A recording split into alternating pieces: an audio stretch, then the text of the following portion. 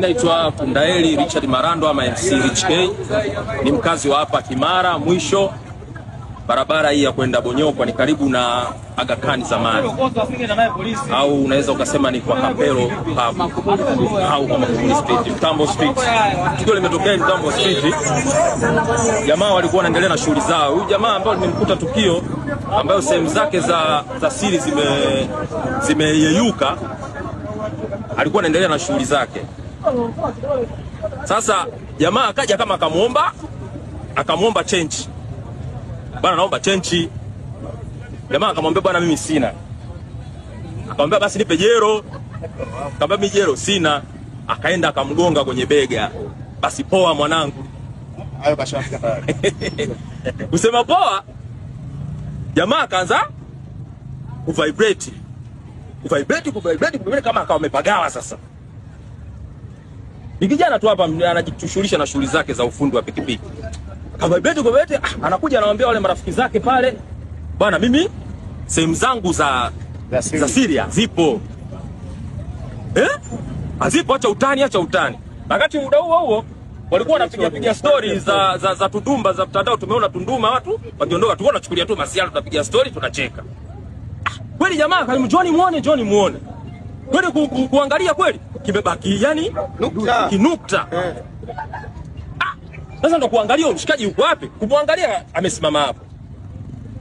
Watu wambia wewe mbona umenani? Tukaanza kumkimbiza. Wanataka kuchukua kwa Masai tena. Nataka kuchukua kwa Masai tena, kuna Masai alikuwa amesimama hapa. Akaenda kumba Rojero na kumba na Rojero. Basi washikaji tukaanza kumkimbiza, tumemkimbiza mpaka tuamkuta bondeni. Ndio tumemkamata. Sasa tumekuja naye hapa mjumbe, bahati nzuri akamchukua akamfungia ndani. Wananchi hapa ndio tukakusanyika, bwana huyu amrudishie.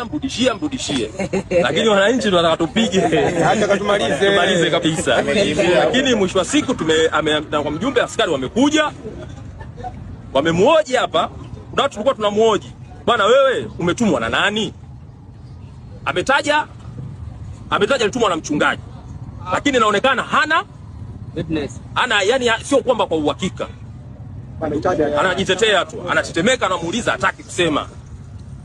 Piga kidogo ndo anasema bwana mimi hapa huyu jamaa hawezi kurudishiwa. Jamaa amechukuliwa na polisi, hawezi kurudishiwa mpaka aende aombewe, aje shehe mkuu ama aje, alimtaja nani mmoja, mchungaji mmoja mkubwa tu amemtaja hapa. Kwa sababu ya nani huwezi ukasema tu, lakini amemtaja kabisa. Unatakiwa mtaje sasa mtaje. Hapana, hiyo haitaki, sio nzuri. Alisema tu aje akiombewa ndio narudi, lakini yeye mwenyewe hawezi kumrudisha. Sasa watu wakasema umewezaje kumtoa afu ushindwe kumrudishwa? Kwa hiyo hapo ndio ikawa utata. Sasa watu wanataka kumpiga, watu nje wakasema atolewe, apigwe, atoe. Huyo haiwezekani akienda polisi. Huyo kijana hata pona.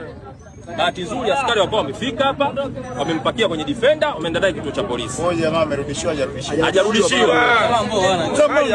Yaani mpaka anaondoka hapa eneo hili la mjumbe alikuwa hajarudishiwa.